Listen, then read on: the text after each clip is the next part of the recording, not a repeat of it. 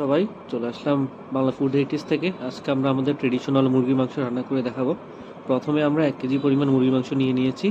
এর সাথে দিব কুচি করা পেঁয়াজ, কাটা টমেটো এবং আদা বাটা, হলুদ বাটা, মরিচ বাটা এবং জিরার গুঁড়ো। মশলাগুলো দিয়ে এখন আমরা ভালো মতো মেখে নিব। আমরা 1 চামচ লবণ এবং 1 চামচ হলুদ গুঁড়ো দিয়ে দিব, সাথে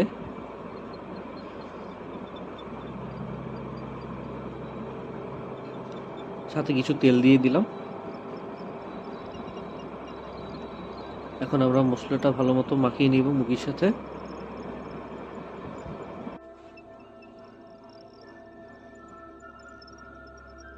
মশলাটা মাখানো হয়ে গেছে সুন্দর মতো। এখন আমরা চুলো জ্বালিয়ে দিয়েছি, রান্না শুরু হয়েছে। এখন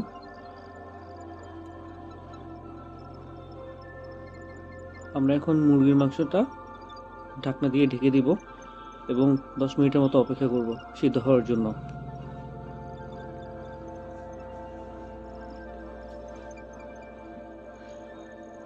মাংস অনেকটা সিদ্ধ হয়ে এসেছে। এখন আমরা এটার মধ্যে তেজপাতা, এলাচি এবং দারুচিনি দিয়ে দিচ্ছি। এগুলো দিয়ে আমরা ভালো মতো নেড়ে চেড়ে নিব।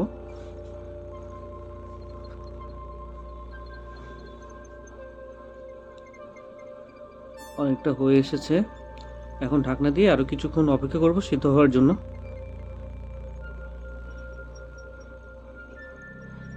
রান্নাটা সিদ্ধ হয়ে এসেছে। আমাদের প্রসেস এটাই মোটামুটি প্রসেস। এখন আমরা কিছু আলু দিব তরকারির মধ্যে, আপনারা চাইলে নাও দিতে পারেন।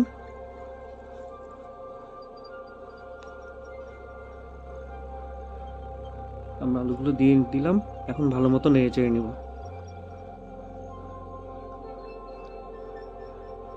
হালকা পানি দিয়ে দিব এখন।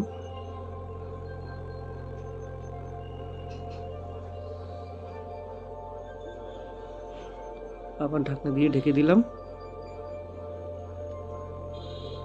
কিছুক্ষণ অপেক্ষা করার পর আমাদের রান্না মোটামুটি শেষ হয়ে এসেছে।